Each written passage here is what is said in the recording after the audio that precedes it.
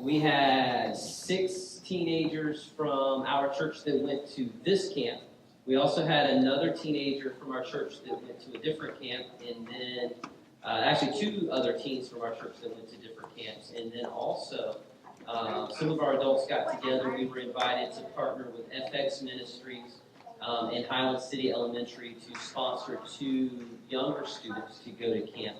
The same week these guys were off in North Carolina, there were 2 that we sponsored to go to Camp Gilead.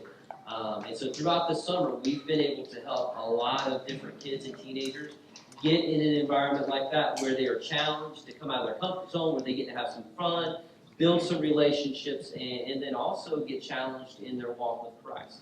And so since you came together in such an amazing way to help get these guys to camp, we wanted you to hear their stories. Hopefully you caught some of it on Facebook while we were gone, but I want you to hear firsthand from them what they experienced, what they learned, how they grew. So before I have them start talking to you, there'll be some photos that'll just be scrolling on the back. We're not really going to be stopping to talk about them, but if you have a question about something you see on the screen, let us know. We'll try to answer those as we go along. But I also want you to know about the camp that they attended. It was a unique kind of camp where they got to have the full camp experience with the music and the Bible study and the games and all of those kinds of things. But they also got to have the mission trip experience. For 3 out of the 5 days that we were gone, we were able to be out directly impacting people, sharing the gospel and ministering and loving and praying for people. And so they got to have all of that in one shebang. And so it was a really good experience for them. I truly believe they have come back changed, but would request and definitely covet your prayer for them that it will stick. How many of you guys, just out of curiosity, how many of you went to camp when you were a teenager? Anybody? Hey, do you get what I'm saying when I talk about it needs to stick? Like you come back and like, woo! I'm going to conquer the world. Like, we're going to lead all my friends, all my family. I'm going to read my Bible every day. I'm going to pray for 3.5 hours. And you forgot that before you got back to Florida, right? And that's the danger of camps and retreats and high points. And can even be an issue with worship. We can come to worship on Sunday and we can get excited and hear the Holy Spirit working in our heart, and we can lose it before Monday even starts.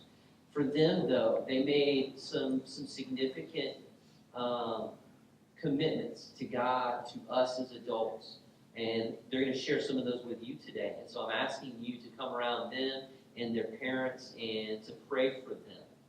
So that being said, I'm going to sit down here where you're kind of safe from me. Jason's got a microphone there. Let's do this, actually, if we can. Can you pass that all the way around to Chris?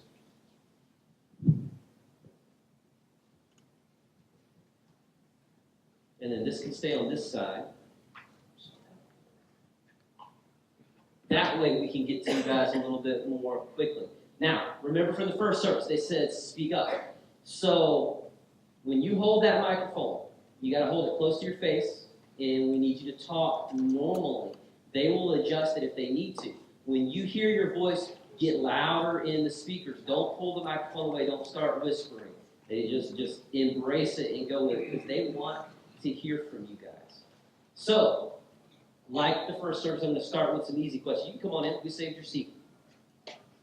Or you can climb around and play with lights. That'd be fun too. All right, so show of hands. For how many of you was this your first time going to camp? Yeah. For how many of you was this the first time you did a mission trip kind of experience? And you see, that's pretty awesome. Like for those of you that have been around for a while, you know that our team's last mission trip, unless I'm forgetting something, was going to Alaska. And that was 4 or 5 years ago before any of them were in youth ministry.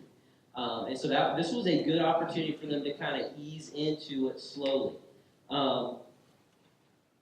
So I set them up. I told them you did some mission work. You got the camp experience. Tell them just about a couple of specific things that you guys did throughout the week.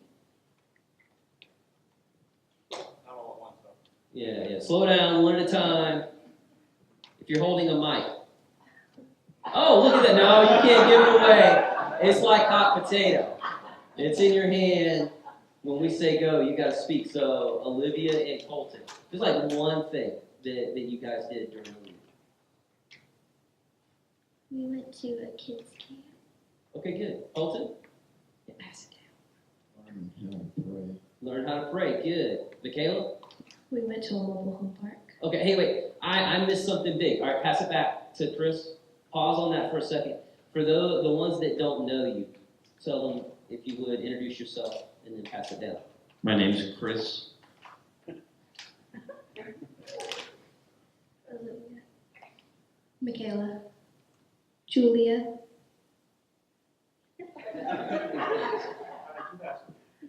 Tyler. Jake. Colton. Jason. All right, freeze. All right, picking back up on one thing that we did. We did Bible study, and we had some time together before we before we go to bed and stuff like that. Good, good, Jake. We went to the beach and played with some kids and witnessed some of the events. All right, good. So that's a good survey of some of the things that we did.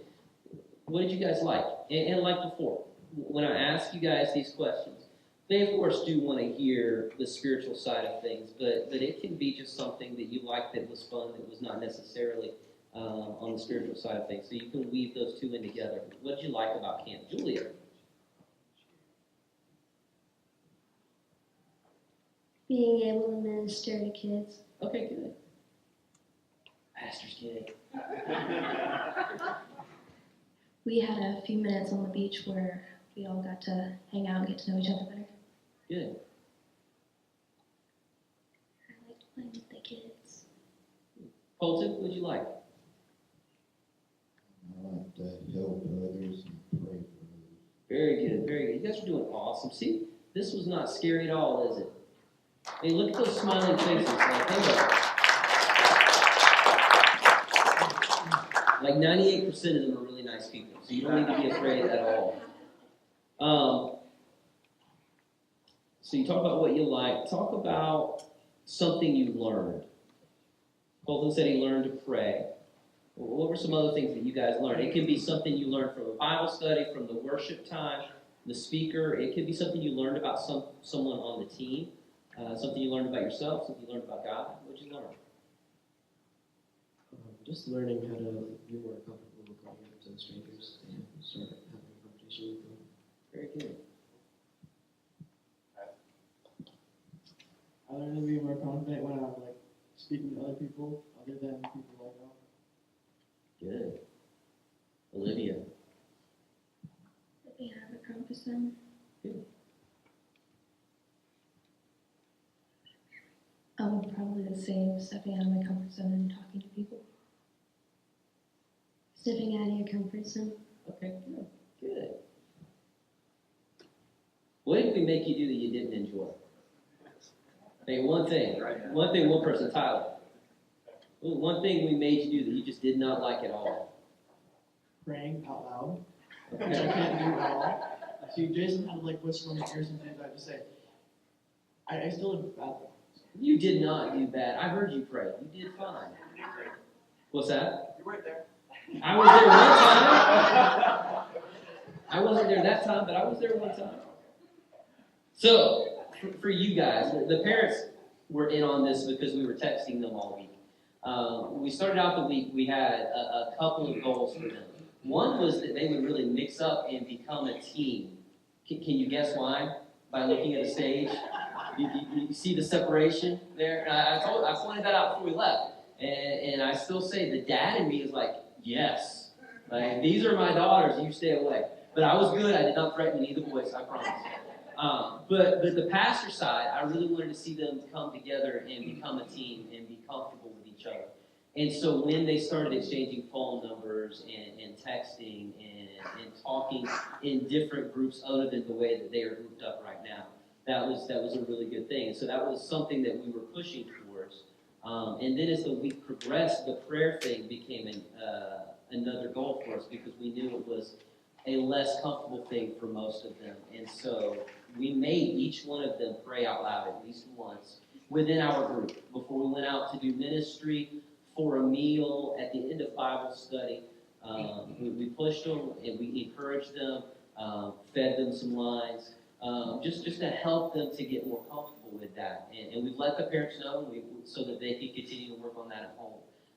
But they all did well. I mean, some of them were afraid, all of them were afraid, some of them felt like they didn't do well. But if you've ever prayed out loud, if you can remember when you were young in your faith, you feel like that. You feel like, did I even say anything intelligent? Like, was that English coming out of my mouth?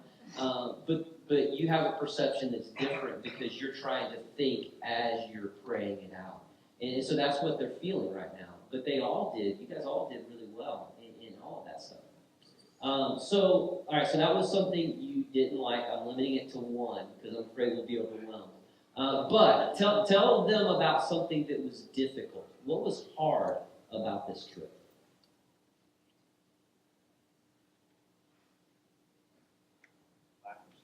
Lack of sleep. Sleep is for the weak. All right, come on. You guys had stuff to say last service. Go ahead. It can be the same as you said before. Michaela, you've got a microphone. Go. See, speak and then pass it. That's the way that works. Then you'll get stuck. Stepping out of our comfort zones and talking to people and praying, asking to pray for people. Okay, so tell them a little bit about that. So we went to the mobile home park, we went to the beach, we went to the kids' day camp. In those places, what were some of the instructions that you were given that caused you to have to step out of your comfort zone? And how did they want you to talk to people and engage them? At the beach, the group I was in walked around the beach and asked people how they were doing, asked if there was anything we could pray for them, and just started making conversation. Good. What about the other places? When at the mobile home park, you guys did the prayer walk and talked to people you saw and asked to pray for them. Good. Jake, what was tough?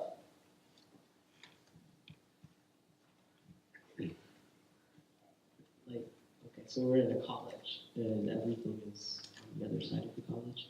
So walking from place to place was a bit difficult. I'm very pale, so I get sunburned very easily. And we're out there for like 4 hours at the beach. So every day except for the last day I got sunburned. And yeah, that was pretty good. Tyler, do you have anything different than prayer? You already said that, but anything else? Julia, what was hard? Needing to step out of your comfort zone. Okay. Colton? Step out of our comfort zone. All right, well, you're just telling them what these adults need to help you to do a lot more of as we go through.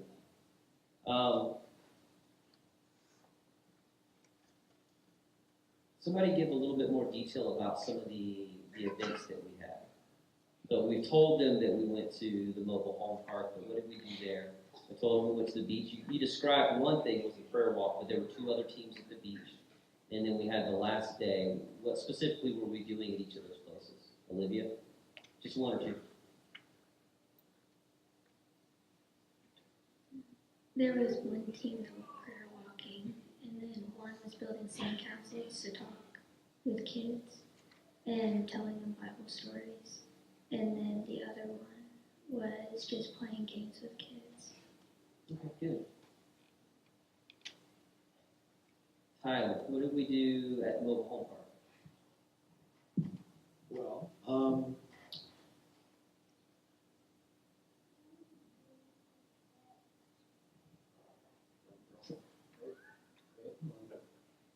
It was a long time ago. okay, so Yeah. we were playing with this little girl named Cheyenne with the parachute and all that stuff. Very good. That's all I remember. Oh, that's pretty much what happened. So to set the context for them, Jake, what was the curveball that we were thrown on Tuesday? How did we wind up in the mobile home park? The original site canceled on us, and that was kind of a last minute thing, and so the kids didn't know we were coming, so we only had one kid show up. So that was good. So Colton, what did we talk about and what did we learn from that experience of having just the one kid show up? You remember what we said that we needed to do with her and why that was important? To play with her and show what fun was like. Very good, yeah. And to still do our best, even though that wasn't what we expected, right? So on Tuesday night, they had this time with us where we strategized for the next day. And we were supposed to go to the day camp. And so we were getting craft stuff together, we were getting game stuff together, all of that stuff. And then at about midnight, I got a text from our coordinator saying, the place we were going to go is now canceled. They're taking the kids on a field trip. We'll figure something out. It's probably going to be, and she told me, the mobile home park, which they have a relationship with them, and they had been sending teams to them, but they were not expecting us. So the kids were not prepared. The parents weren't prepared. And so one of the things that came out of that I think was really good for these guys is they had to adjust on the fly. We had a plan, and Tuesday looked nothing like the plan that we had on Monday night. But the other thing is, we talked about what do you do when you plan and you work, and we went and we knocked on doors, and we stood out. They had this van that came from the school board that brought free food for every school-aged kid in that mobile home park. So we stood out there by the food and invited people to come. And one 4-year-old shows up. So then we said, what do you do? What do you do? You give your best. You give that girl your best, just like you would if 30 came. And they did. They wrapped their heads around the plan, they changed, and I'll tell you, it was hard. Because here's the thing, we started off with what? What was the first thing we did with Cheyenne?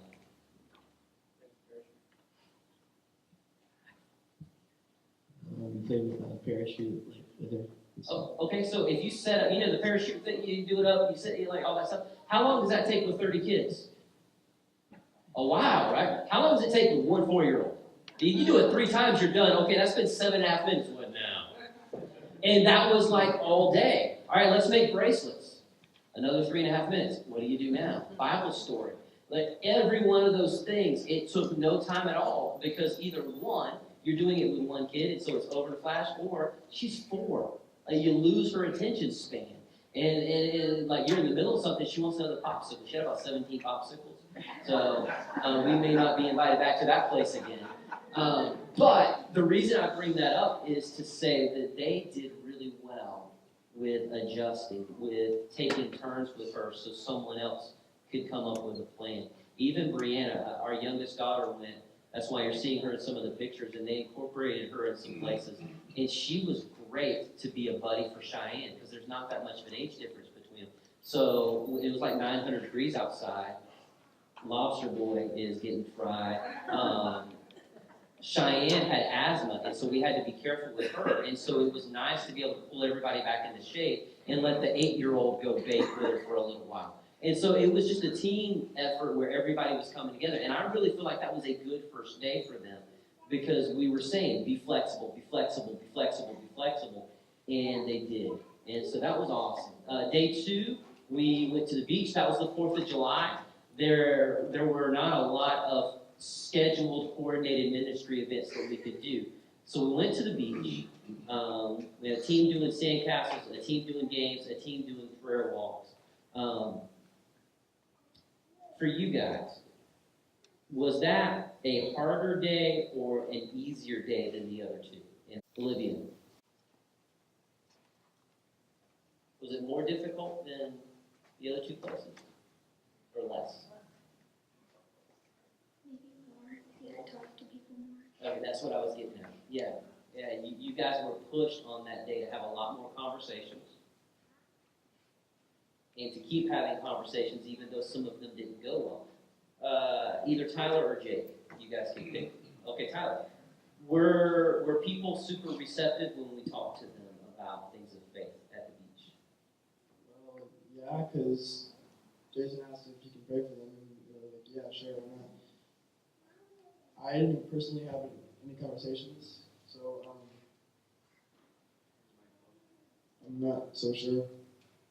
But as far as what you saw, though, people were receptive and friendly.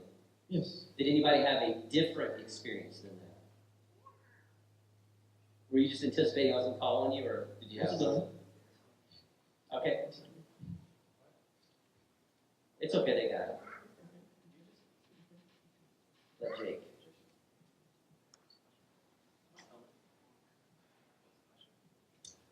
Did you have an experience different than that? Was there someone that you talked to that was not receptive to talking about faith?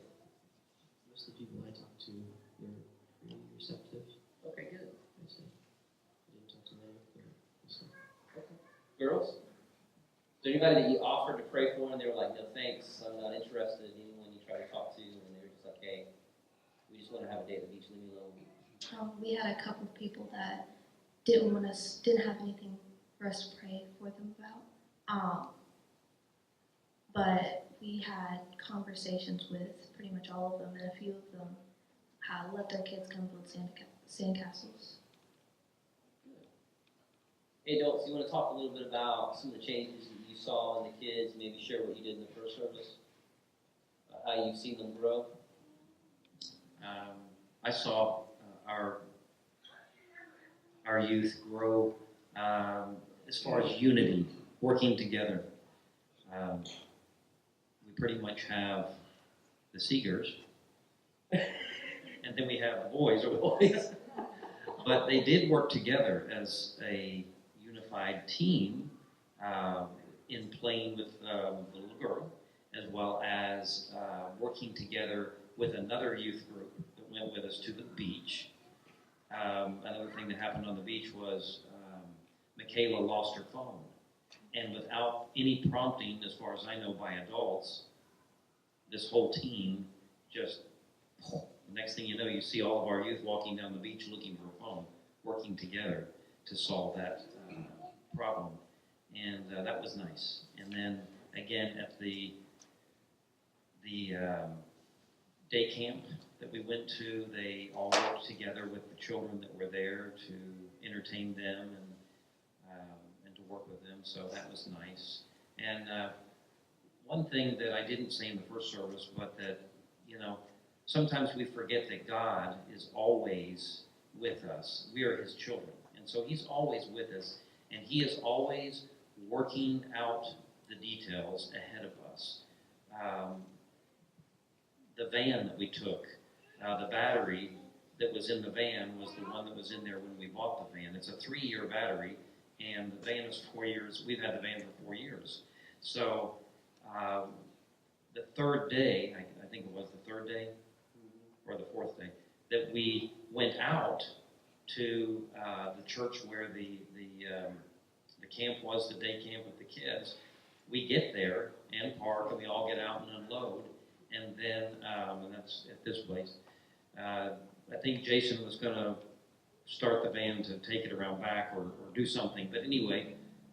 Get the blinker. Who's going to replace the Oh, that's right. We had a blinker bulb that was out. We went to start it, and it just went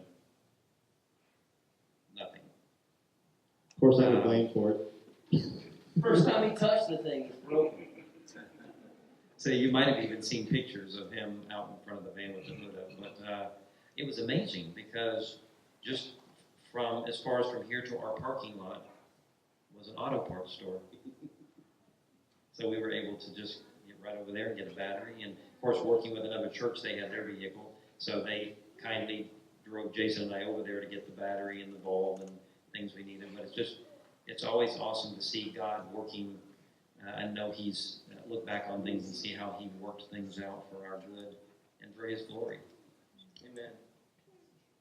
And that was one of the things that was good too, because that's one of the things that we talked about with Cheyenne. I mean, if you put the whole picture together, we were supposed to be somewhere else, we thought, and that didn't work out. And so then we get to this mobile home park, and we get to spend 4 hours with one little girl.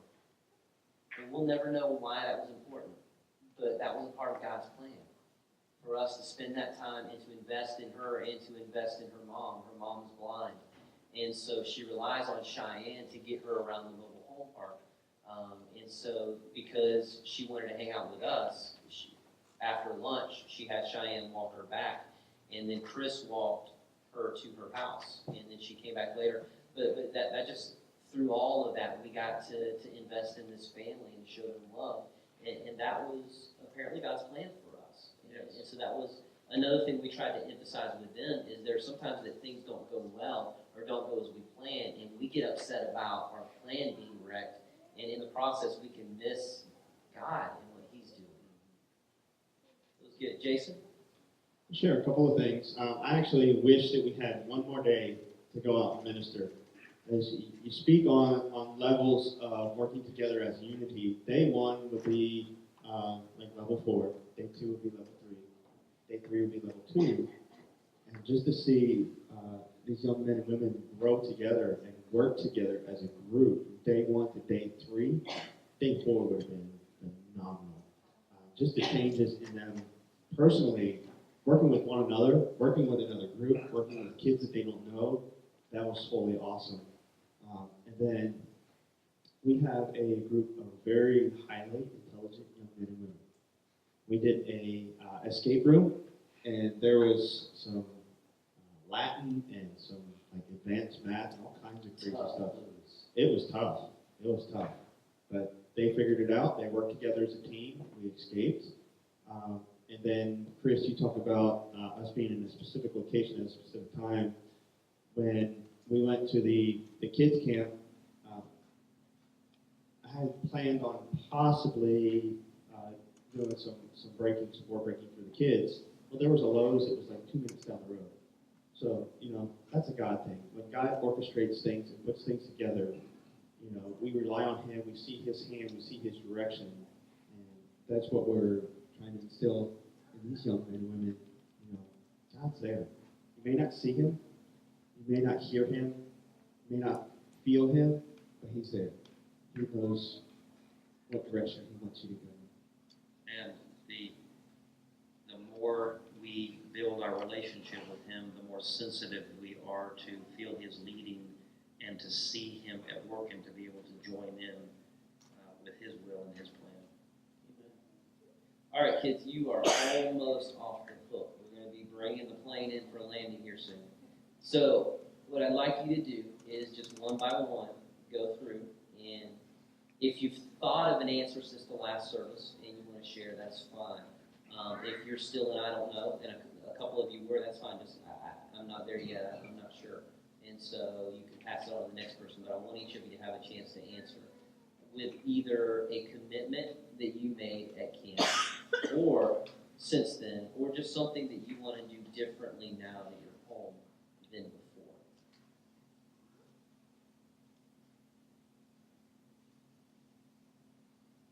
Ladies first, because they're gentlemen. They'll give you the chance to go first. I guess witnessing to more people. Good. Be more intentional about having conversations with people to build relationships and share. Can we stop there for a second? I have a question. As far as witnessing to other people, what was the acronym that they used? What was the word that they used? Huh? Okay, what's the F stand for? Julia? Family. Okay, what's the R stand for? Olivia? Oh, I'm sorry, the I. I can't spell. What's the I stand for? We got family. Interest. Okay. What's the R stand for, Jake? Religion. And the M, hold it tight.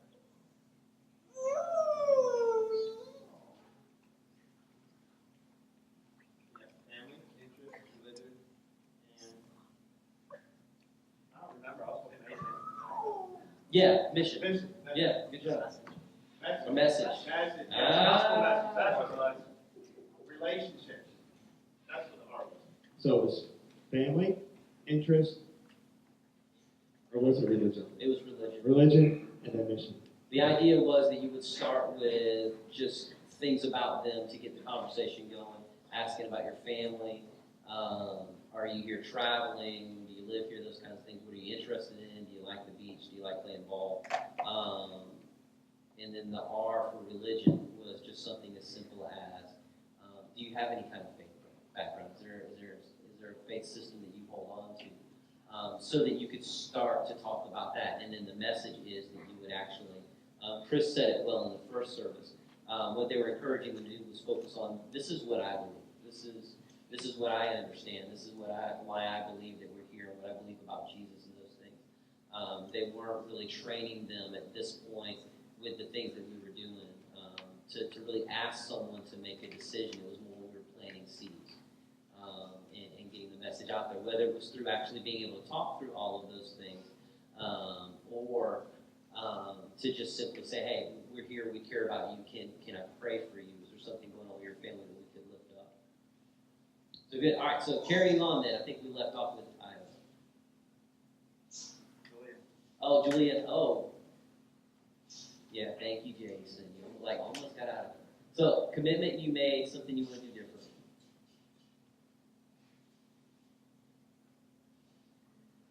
Stepping out of my comfort zone more and building a relationship with people more. Okay, good.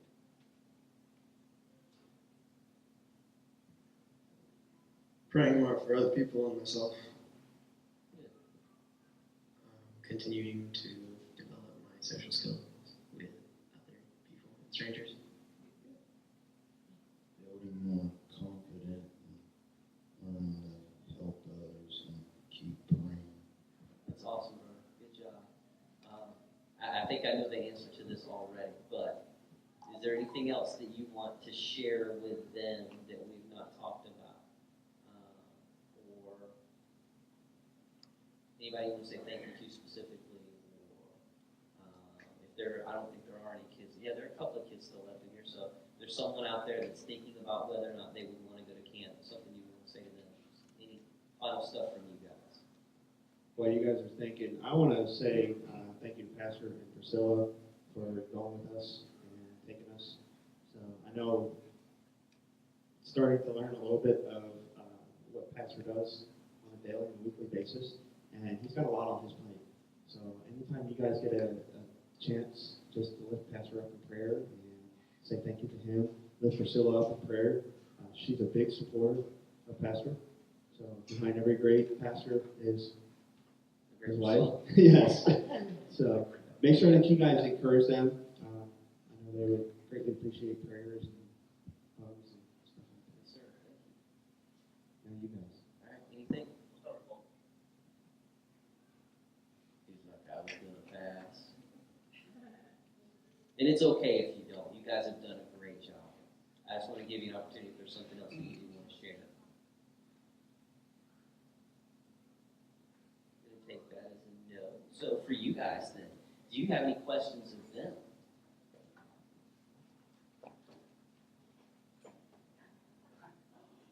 Not all at once. He's always eager, not Oh, necessarily. here we go. And there's one up here too, Jason. Okay. We didn't hear very much about the worship that you guys had. Can someone elaborate on the type of worship, and was it different or is it the same? And how did you get involved with the worship? Oh, good question. Good question. Who wants to tackle that? Yes, Jake, you sure can. It was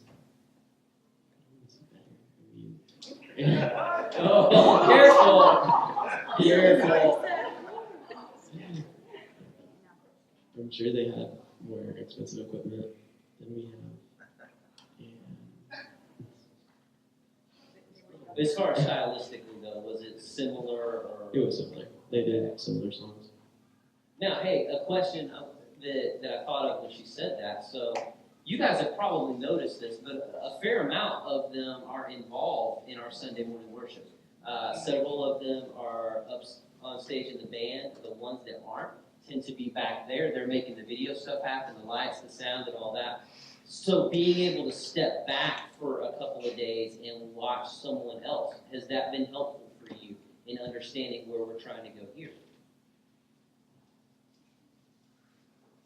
Too big of a question, Pastor.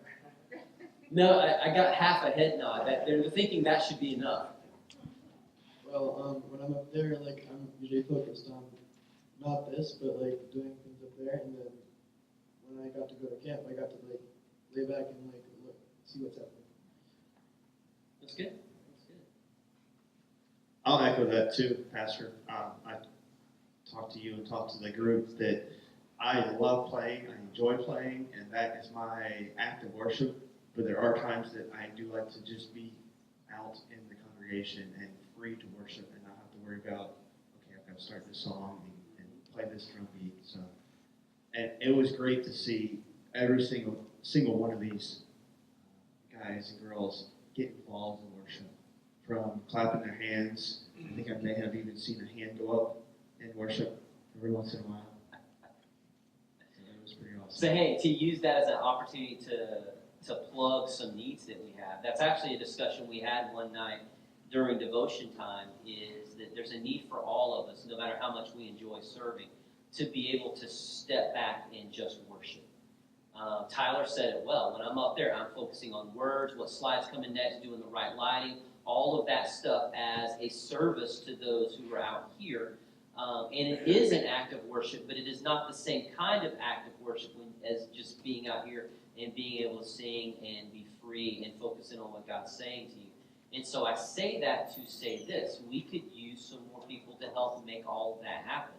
And if you're able to, for every person that steps in to do that, that means that someone else can have a day off at some point to focus in. And it really is my desire that everyone up here would be serving in a capacity where they're training and mentoring someone else to do their job, so that they have the opportunity to come out here and just worship. But that also helps us to raise up other musicians, other techs that can make these things happen when people are out.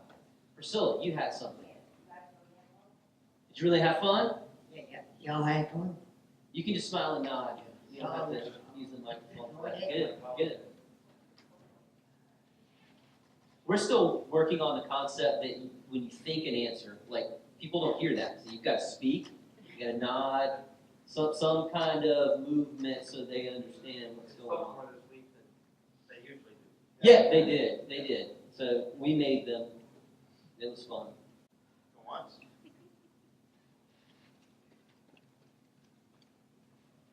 I just wanted to thank you for sharing. You've taken me back many, many years. Awesome. I went to Far Rockaway Beach in New York and did the same type of mission trip. And I found myself witnessing to one person, and I asked them, would you like to receive Christ as your personal Savior? And that person said, I would like to, but I want to wait. And to this day, I don't know whether this person ever did make that decision, but I was very happy to be a part of this group of young men and women in New York City, and went to, as I said, Far Rockaway Beach, which is, it looks the same. I guess all beaches look the same, so it was wonderful. But I do thank you so much for sharing your heart and what you've learned. That's awesome. Hey, thank you. That's great. They needed to hear that, I'm sure, because they did not want to do this. I didn't tell them until we were in the van on the way back. We're like, hey, by the way, in 2 weeks you're going to share. And they started wanting to, like, jump out of the van and mutiny and all kinds of stuff. And so you guys did an awesome job. You really did. We are super proud of you. And how you've grown, how you've accepted the challenge to go beyond things that you're comfortable with. And just understand that people that love you will challenge you to go beyond where you are, even though it's uncomfortable. But that's where growth takes place. Growth doesn't take place where you're comfortable and everything's okay and going the way you want it. Growth takes place when you've got stretch. And so embrace that as youth leaders, as parents, and other adults. Encourage you to take those steps out of what's comfortable, because that's where you're going to really grow. We also wanted to do this to say thank you to you. You came together and helped to financially make this possible. Whether it was buying a meal at Cafe au Youth, whether it was just a straight up donation, whether it was hiring a team to come and do some work, you guys came together as a church body and financially made this possible, and you gave them enough to not just allow them to go to camp and make this trip possible, but also to have some money that's still in the bank set aside for them for future ministry, outreach, and those kinds of things. So we want to say thank you to you and to let you know that we appreciate you in stepping up and doing that and supporting them in that way. Because when you do those little things, it may not seem like a big deal to you, but you're communicating to them love and support. You know, coming today, knowing that this is going to be a different kind of service and the teenagers are going to be speaking, it's not a normal sermon and all those kinds of things. It's easy for people to think, you know what, that's going to be the week I go to the beach, that's going to be the week I do my laundry, catch up on things at home. But when you guys decided to be here and to show up and to smile and to listen to what they're sharing, you're saying to them, we love you, we support you, we don't see you as the church of the future, we see you as the church now. And that's huge for them. Youth ministry was where God got me. It was where I came to know Christ. It was where I accepted the call to ministry. It was where my life was forever shaped and changed because of adults that went on crazy trips like this with us, but also because of adults like you. A lot of my work ethic was shaped raking leaves and pulling weeds so I could have money to go to camp. And so those things are crucial to their development. And so thank you for doing all of those things. Thank you also to the adults that went with them. It was these two guys and me and Priscilla. I couldn't make her get on stage because I go home to her. It's a little different dynamic there. But she gave up of her time as well to go. And adults that do those kinds of things have a huge impact. Are you trying to take her a microphone? I was. I'll pray for you. That is huge for them. They need adults to pour into them. And for you to know, especially as parents, you probably caught on to this from some of the texts we sent you. But every adult that went on this trip spent time intentionally investing in your kids. You were welcome. It was a pleasure. You know, send your kid states away. Right. It's a big deal, and you worry and you stress. So thank you guys for all of you for investing in our kids, because that meant a lot to us and to them. And I personally see growth in Tyler just since he's been home. Like, he's been praying at dinner, and he never does that. That is So awesome. I know it's just dinner. No, that's It's it. just that, so he is growing, and I see it. That is so cool. Yeah, Thanks. it's a big deal to us. So. That's discipleship. It Yeah. really is. Those little steps like that, that's huge. Thank you. And it really was a pleasure. We enjoyed it. It was, most of you know I used to do this. And it's a different dynamic when you step to where I am now. And before this trip, a lot of them didn't really speak to me. And you go down the hall like, hi, and they're like, Mr. Pastor. You know, and so we got to break some of those walls down, and so I enjoyed that because I want to have a relationship. And that was your daughter. Yeah, right now. Those are kids, so imagine what the boys are like.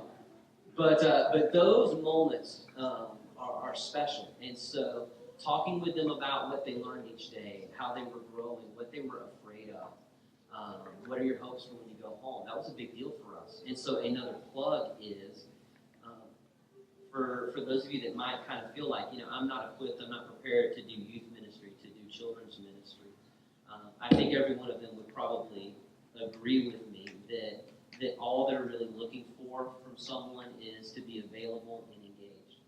Like, that's really all it takes. You don't have to be cool. You don't have to be funny, because we are not. I think they would definitely agree with that. Either one of those. But just being a willing vessel in God's hands at any age level, whether it's the little kids, it's the youth ministry, it's in a Sunday school class, or whatever it may be, God uses people who are willing to say yes. And He equips you as you go, and the reward is not in heaven. I mean, it will be, but it's now. In relationships, in learning and growing together. So step into that. Someone else that I want to say thank you to is Kyle. Would you come on down, my brother? We're going to begin to shift things a little bit. You guys can just stay where you are. But we want to say thank you to Kyle, because Kyle planned this and strategized it and dreamed it up. And so we had a little bit of a handoff because of things that were changing in his life. But he got this ball rolling months and months and months ago. And because I trusted him to do all this, I really didn't understand everything that was in this camp until we had that handoff, because I just trust him to do his job, and he updated me where I needed it, but I wasn't really into all the nuts and bolts of it. But this is what Kyle did. If you're not familiar with Centrifuge, when I went 100 years ago, it was just camp. You went and it was just camp. It was a great camp, but it was just camp. And then they came out with MFuge, which is Mission Fuge, and then they came out with XFuge, which is what we did. And so here's some of the wisdom that he brought to this process, especially with not knowing how things were going to end up. If he had signed them up for MFuge, Mission Fuge, they would have gone and done all the same things we did, but they would have been split up. For MFuge, what they do is they bring your church in, they divide you up. This week there were 5 different teams, so they would have split these kids up over 5 different teams, mixed them in with other churches, and they would have gone out, and all day long they would have not seen each other. The difference in XFuge on Mission, which is what we did, is that you do it together as a church. And that was what these guys needed. Yes, there would have been some stretching and some growth in being forced to build relationships with other teenagers, and there would have been some value to that. But what they really needed, as you guys have heard over and over again, is to learn to be a unified team. They need to learn to be a group of teenagers that come back here and have those same kind of conversations at school. They're split up over several different schools. My girls are homeschooled. Tyler, what school do you go to? Bartow Middle. Jake? Bartow High School, Colton? So you've got only 2 out of this group that actually are on the same campus together at school. But here's what we're hoping that will happen, is that Jake and Colton will come together and say, here's Bob. Let's start having some intentional relationships with Bob. Here's John, here's Sue, here's Mary, whatever. Let's start having some intentional relationships with them, and they can come together and encourage each other through that. That when we now, because we've done this before, when we now go on prayer walks around the area of the church, that they're not only going to pray and wave to people, but that they'll go over and say, hey, my name is Jason, and we're out in the streets because we care about this community and we're praying for our community. Is there a way that I can pray for you and your family? Okay, well, God bless you. Well, and the funny thing is, maybe it's just my face or something, but the reason I was asking them about negative responses was because I got all negative responses at the beach, except for 2 Christians that I talked to. Everybody else was like, don't waste your prayers on me, buddy. All those kinds of things. And so that happens. They know how to handle that now. And I'm trusting and believing and praying that we're going to see some amazing things happen. But I want you to recognize, as we kind of close things out, we focused on them a lot. But Kyle has had now 2 years of investing in this ministry with the teenagers, helping with music in here. A lot of you guys have not seen this probably, but for the early service, Kyle has been hugely instrumental in the early service, helping with music, announcements, welcome, covering for me several times when I needed to be other places. And that was all above and beyond what we asked of him. I never said, you've got to start doing this. It was more, as a fellow pastor on staff, this is what's going on and where the need is. If you can drop in from time to time, that'd be awesome. He said, I'll just take it. And so he took the music on and became a right-hand man in that service in a huge way and really built into the relationships with the folks that come to the 8 o'clock service. And so I wanted you guys to know that. But I also want to remind you that things don't end here. They're moving, they're going to another ministry, they're going to Texas, and all of that is true, and it changes things. But it doesn't end things. They are still our brother and sister in Christ and family. They are still in ministry. We are still on the same team. And I truly believe the more that we adopt this as a church and the more that we are willing to joyfully see people move on to other ministries, the more effective that we're going to be as a church, because we learn from that to let go of things and people. And being in the kingdom is understanding that the kingdom is bigger than us. The kingdom is bigger than what we need here in this room. The kingdom is bigger than what Kyle and Leah need. The kingdom is about the King. King of kings and Lord of lords, and what it takes to move his ministry and his kingdom forward. And what he has made clear at this point is that what that means at this juncture is that their family goes to Texas, that they plug into another ministry there, and that they get used of God there. But it also means for us that we continue to pray for them. We continue to encourage them. He shared with you before, this is their first full-time ministry position. And here's the thing about that. We've talked about this before. A lot of times we elevate full-time ministry over bivocational ministry. They're just different. One is not better than the other. They're different. And on the one hand, a blessing now is that he's going to be able to fully focus on his family and on ministry. He doesn't have this other job that's pulling at him and responsibilities that he's got to do. But the other end of that is that now they have one source of income. If the church goes under, the pastor doesn't like him, if he looks cross-eyed at someone that has power and they decide to start a campaign against him, it's a big deal. Things go wrong sometimes in churches. Sometimes, and I've seen this happen with other people, everything's been good in that ministry, and you've probably known people like this before too. Everything is good in ministry, everything's moving forward, and God moves in their heart and says, you need to step out of this and wait for the next.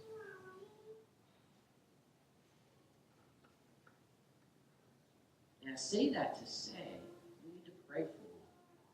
Because it's exciting, but it's a big deal. For Kyle, I want to remind you of something that we read a few days ago. I was hoping my phone wasn't going to go all crazy while I was talking. Hold on, let me get back to it.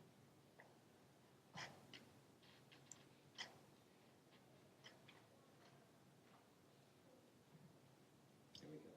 These are Paul's words to the Ephesian elders. The elders were pastors. That's what he is. As Paul was heading to Jerusalem, and he knew that he's probably not going to see these men again, one of the things he said to them was, take care of the flock. Take care of God's people. He says, be shepherds over the church of God, which he bought with his own blood. I know that after I leave, savage wolves will come in among you, and they will not spare the flock. Even from your own number, men will arise and distort the truth and will draw them away. Be on your guard. Shepherd the flock, he said. Watch over God's people. That is your job. Don't ever lose sight of that. Don't take this the wrong way. I love you. I love you. They're going to pull you in directions that you don't need to go. You understand what I'm saying? Because we all have different priorities. And sometimes what happens in a family is that people expect you to do things that you are not called to do.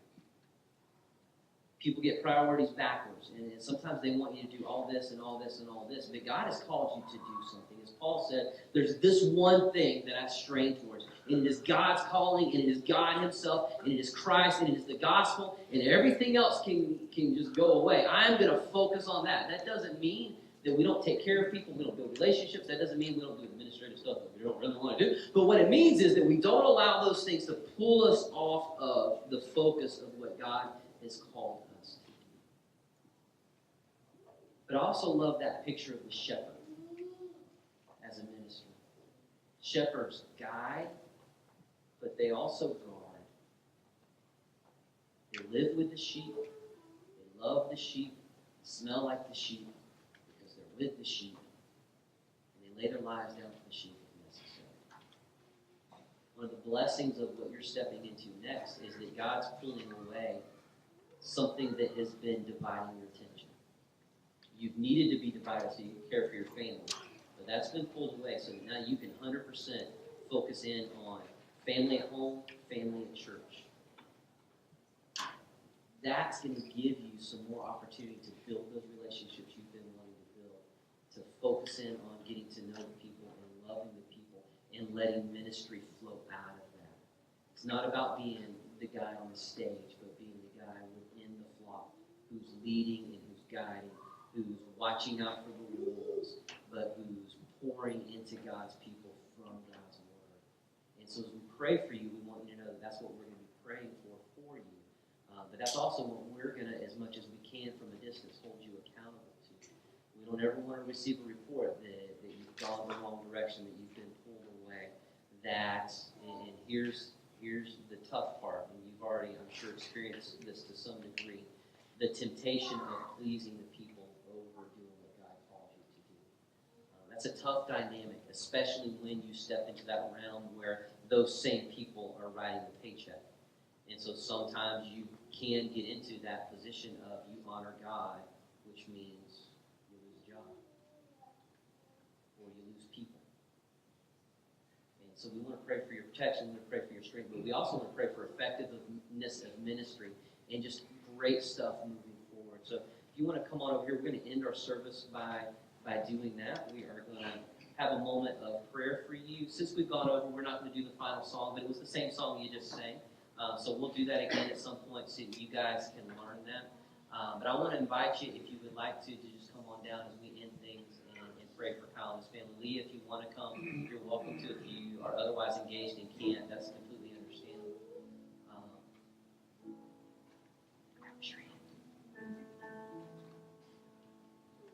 Yeah, you guys can get up as well too. Thank you.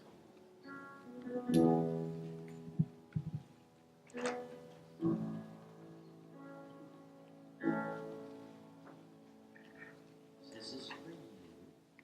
That's what you get today. Again, there's going to be a short fellowship after this. If you're able to stay and would like to, we would love for you to spend some time with Kyle and the family. There's some sandwiches and other stuff that they're going to bring out.